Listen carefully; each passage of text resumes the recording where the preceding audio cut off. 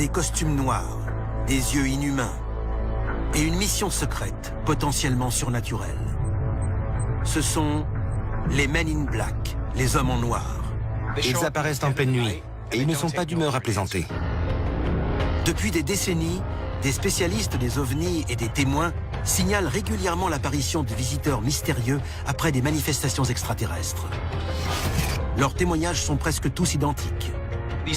Ces visiteurs inquiétants ont été surnommés les hommes en noir à cause de leurs élégants costumes noirs. Ils se déplacent traditionnellement par 2 ou 3. Ils rendent visite à des gens qui ont déclaré avoir vu des ovnis. On les a toujours décrits comme des hommes très chics, habillés en noir, un peu comme les anciens agents du FBI. Souvent, les témoins n'ont parlé à personne de ce qu'ils ont vu. Donc c'est bizarre que ces types se présentent alors qu'on ne les a pas invités. Nous allons vous révéler l'incroyable vérité sur les hommes les plus étranges et les plus célèbres de l'histoire des ovnis. Aujourd'hui, dans Alien Files, la clé du mystère des hommes en noir.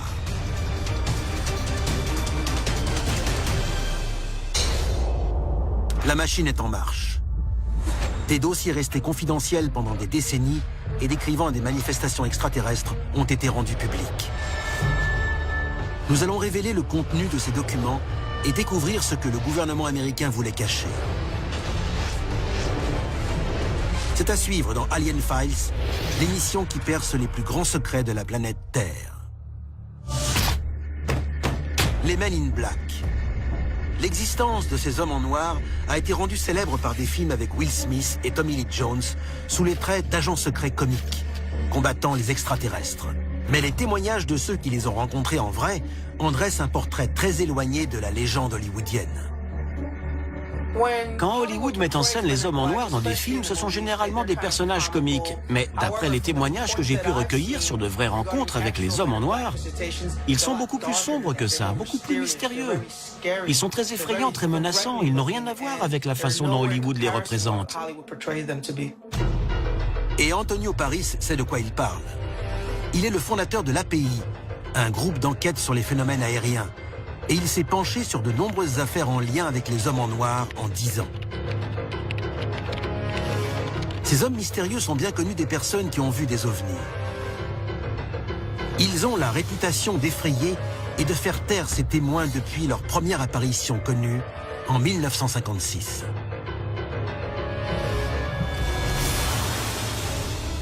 L'existence des hommes en noir a été rendue publique en 1956 dans un livre de Gray Barker intitulé « Ils en savaient trop sur les soucoupes volantes ».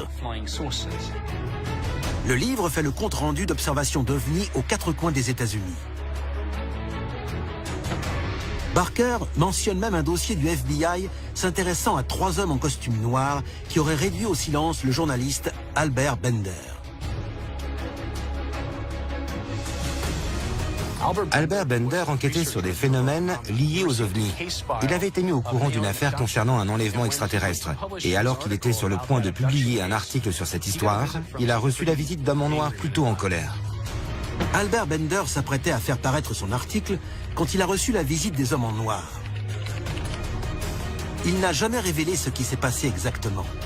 Et il n'a également jamais publié l'histoire de cet enlèvement. On ne sait pas s'il s'agissait d'agents du gouvernement, mais ce document du FBI datant de 1954 cite Albert Bender comme un témoin intéressant. Depuis ce rapport, les signalements d'hommes en noir se sont multipliés partout dans le monde, et leur description est toujours la même. Les hommes en noir ont une apparence bien particulière. Ils sont toujours parfaitement habillés. Ils sont toujours, bien entendu, en noir. Parfois, leurs mouvements font penser à des robots. Et ils s'appellent les uns les autres non pas par leur nom, mais par des numéros. Ces mystérieux visiteurs apparaissent quelques jours, voire quelques heures seulement après qu'un ovni a été observé. Selon les versions, ils abordent les témoins quand ils sont seuls, toujours en plein milieu de la nuit. Quand des témoins reçoivent la visite des hommes en noir, c'est toujours dans des conditions très intimidantes. On les interroge et on fait en sorte qu'ils aient peur, soit pour leur vie, soit pour leur sécurité. Et généralement, ils ne reparlent plus jamais de ce qu'ils ont vu après le départ des hommes en noir. Les hommes en noir se déplaceraient toujours dans des voitures noires banalisées, ou parfois à bord de véhicules encore plus impressionnants. Les témoins disent toujours que les hommes en noir se présentent dans des voitures banalisées. On les a aussi déjà vus dans des hélicoptères. Ils font du surplace pendant plusieurs minutes, comme s'ils surveillaient la personne et la zone. S'il paraît assez évident que ces hommes cherchent à étouffer la vérité concernant les ovnis, le plus grand mystère reste leur identité. Beaucoup de gens pensent qu'il s'agit d'une conspiration gouvernementale, dont le but est de cacher la vérité sur les ovnis à la population. Ils considèrent les hommes en noir comme les gardiens de ce secret. Les hommes en noir. C'est seulement à travers les témoignages troublants de leurs victimes que nous sommes en mesure de commencer à comprendre la vraie nature de ces êtres mystérieux. Un des témoignages les plus célèbres sur les hommes en noir est sans doute celui de l'anglais Jim Templeton en 1964. Jim Templeton est pompier à Carlisle, au Royaume-Uni, quand il déclare avoir fait une rencontre dont beaucoup pensent qu'elle est de nature extraterrestre. Lors d'une sortie en famille, Jim Templeton décide de prendre sa fille en photo dans une zone connue sous le nom de Solway Firth. Il prend 3 clichés de sa fille, seul au milieu de ce magnifique environnement naturel. Templeton et sa famille continuent ensuite de profiter de leur journée. Ce n'est que plus tard, quand il développera la pellicule, que le pompier se rendra compte que ce n'était pas une sortie comme les autres. Sur la deuxième photo, une silhouette étrange et inquiétante est visible derrière sa fille. La silhouette semble porter une sorte de combinaison d'astronaute. La photo deviendra célèbre dans le monde entier sous le nom de l'astronaute de Solway Firth. Mais c'est ce qui s'est passé après avoir vu l'astronaute qui pourrait révéler l'existence des hommes en noir. Peu de temps après cet incident, Jim Templeton a reçu la visite de 2 hommes. Ils ont déclaré être membres des autorités et l'ont interrogé sur toute l'affaire. Ces 2 individus étaient très élégamment habillés, tout en noir, et ils s'appelaient l'un l'autre par des numéros. Tout cela paraissait très étrange. Les hommes ordonnent à Templeton de les emmener sur le site où le supposé astronaute a été photographié. Ils l'ont emmené dans les marais pour qu'il puisse leur montrer où il avait pris la photo, comme s'ils enquêtaient sur ce qui avait pu se passer dans les marais pour que cette image apparaisse sur la photo. Mais quand Templeton a demandé aux 2 hommes de présenter leurs papiers, ils ont refusé. Tout ce qu'ils ont dit, c'est qu'ils travaillaient pour le gouvernement de Sa Majesté. Ensuite, ils posent à Templeton une question aussi surprenante que troublante. Ils veulent savoir où il a vu le 2e astronaute. Mais Templeton n'a jamais vu de 2e astronaute. Quand il affirme qu'il n'y en avait qu'un, les 2 hommes deviennent plus agressifs. Pourquoi l'ont-ils interrogé sur un 2e astronaute? Est-ce qu'ils savaient quelque chose que Templeton ignorait? Le ministère britannique de la Défense nie avoir enquêté sur cette affaire. Mais l'apparence même de ces hommes au Royaume-Uni semble démentir la pensée couramment répandue selon laquelle ces enquêteurs sont les agents américains du FBI. Alors qui sont ces hommes en noir? Une personne a peut-être la réponse. Quand on nous confie des affaires, on procède à ce qu'on appelle un triage selon différents critères. Un de ces critères, par exemple, c'est qu'il y a plusieurs témoins ou encore qu'il existe une photo ou un croquis. Le mieux, c'est quand l'observation s'est faite de jour. Et enfin, le plus important, c'est que ce soit un témoin crédible. Antonio Paris est un ancien officier de contre-espionnage de l'armée américaine et un agent spécial des services de contre-espionnage du ministère de la Défense. En tant que fondateur et directeur de l'API, groupe d'enquête sur les phénomènes aériens, il a recueilli des preuves particulièrement intéressantes concernant les hommes en noir. Actuellement, Antonio enquête pour une femme bien décidée à faire toute la lumière sur un homme en noir, et pas n'importe lequel, son père. Ce témoin qu'on va appeler Jane Doe m'a raconté son histoire. Une histoire qu'elle a gardée pour elle toute sa vie et selon laquelle son père aurait été un homme en noir. Son père se rendait régulièrement sur des bases de l'armée de l'air. Il harcelait les aviateurs et les soldats qui déclaraient avoir vu des ovnis. Et parfois, il les menaçait même de mort. Cette femme a aussi expliqué que son père disait avoir vu des extraterrestres morts et des ovnis accidentés. Cette femme, qui a demandé à rester anonyme, souhaite obtenir des réponses quant à la réelle identité de son père. Et par mesure de sécurité, elle a attendu qu'il meure pour enquêter. Certains des documents que cette femme nous a fournis sont des photos de son père en uniforme, des photos de son père sur l'île de Guam, des photos de son père avec le président Eisenhower alors qu'il travaillait comme garde du corps, et des photos de son père en service à Guam avec le 509e groupe de bombardiers qui a lâché la première bombe sur Hiroshima. À sa mort, son épouse a détruit presque tous les documents appartenant au gouvernement américain. Un responsable du gouvernement aurait également informé sa fille qu'elle serait désormais suivie par mesure de sécurité. La famille de cet homme court peut-être un danger à cause de son appartenance au 509e groupe spécial, une unité qui était stationnée à Roswell lors du prétendu accident d'OVNI de 1947. Le FBI, la CIA et le ministère de la Défense recherchent tous les témoins susceptibles d'être au courant et font en sorte qu'ils ne parlent pas. L'histoire de cet homme n'a jamais été rendue publique jusqu'à aujourd'hui. Mais les preuves qu'Antonio a réunies sur les hommes en noir ne s'arrêtent pas là. Les hommes en noir. Pendant des décennies, ils ont terrorisé les témoins de phénomènes extraterrestres et déconcerté ceux qui recherchent la vérité par leurs comportements inhumains.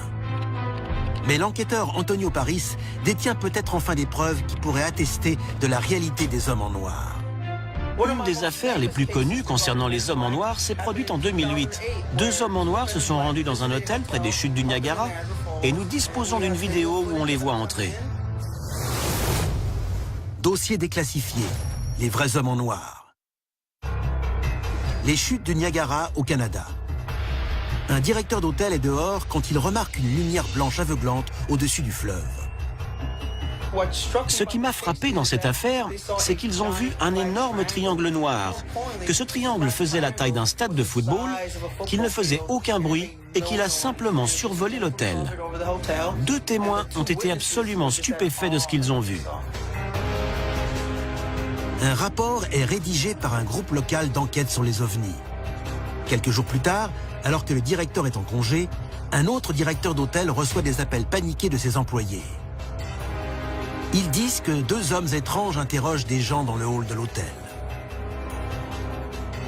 Les témoins disent que ces 2 individus n'ont pas de sourcils ni de cils, qu'ils sont entièrement rasés et qu'ils ne clignent pas des yeux. Selon les employés, les 2 hommes passent l'hôtel au peigne fin à la recherche de leurs victimes. Ils sont hostiles et commencent à harceler le personnel concernant les faits et gestes du directeur. La réceptionniste est terrifiée. Pour elle, la situation devient impossible. Une personne a dit que c'était comme s'ils arrivaient à lire dans ses pensées et qu'elle avait l'impression qu'ils voyaient son âme. Les 2 mystérieux visiteurs finissent par repartir. Le personnel se dit désorienté, perturbé et terrorisé.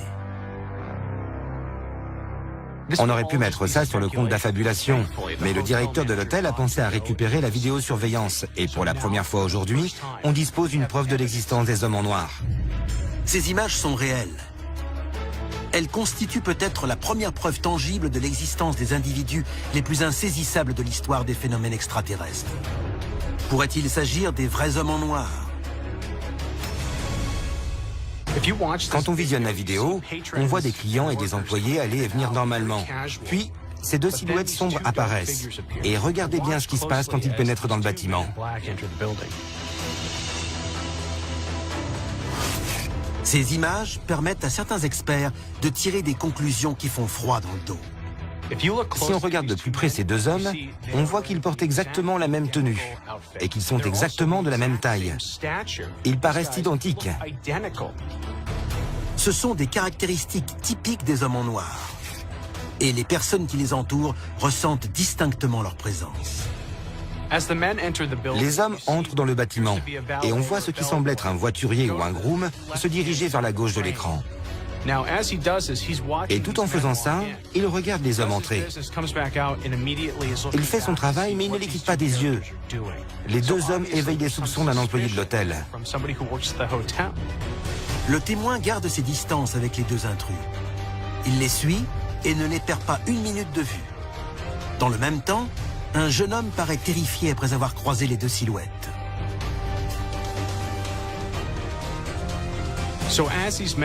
Alors que les hommes en noir quittent le champ de la caméra, on voit un jeune homme arriver. Il se retourne et paraît fasciné par ces deux individus. Tellement fasciné qu'il se retourne sur leur passage et qu'il regarde par la vitre pour essayer de comprendre qui ils sont. À présent, si on arrête la vidéo et qu'on zoome sur l'image, on comprend mieux ce qui a pu effrayer tous ces témoins. Ils n'ont aucun poil sur le visage, de grands yeux bleus et le teint très pâle. Mais ce qui a le plus effrayé les témoins, c'est que ces hommes n'ont pas cligné des yeux une seule fois, pendant tout le temps où ils sont restés là-bas. C'est grâce à cette analyse qu'on peut enfin répondre à la question suivante: qui sont les hommes en noir? Mais tenez-vous bien, le vrai visage de ces agents mystérieux est à des années-lumière de tout ce qu'on pourrait imaginer. Les hommes en noir. Des êtres identiques, aux allures de robots, vêtus de noir avec un objectif précis. Pendant des années, nous nous sommes demandé qui ils étaient. Mais la vraie question est peut-être: que sont-ils? Dès les premiers signalements d'hommes en noir, dans les années 40, l'idée a toujours été que ces individus ne travaillaient peut-être pas simplement pour le gouvernement, qu'ils étaient peut-être eux-mêmes des extraterrestres. Des visages totalement imberbes, des mouvements robotiques, des connaissances télépathiques. Les hommes en noir sont peut-être des agents extraterrestres envoyés sur Terre pour éviter que le genre humain en sache trop sur leur compte. Certains pensent que les rencontres avec les hommes en noir et les affaires comme celle de l'astronaute de Sol Wefers sont la preuve que les extraterrestres sont parmi nous. Des extraterrestres capables de changer d'apparence, de prendre le plus souvent forme humaine, mais qui montrent aussi parfois leur vrai visage. Si ces visites effrayantes des hommes en noir se poursuivent, notre monde se prépare sans doute à un réveil brutal. Un réveil qui pourrait déboucher sur le bâillonnement total de la race humaine. C'était Alien Files, l'émission qui perce les plus grands secrets de la planète Terre.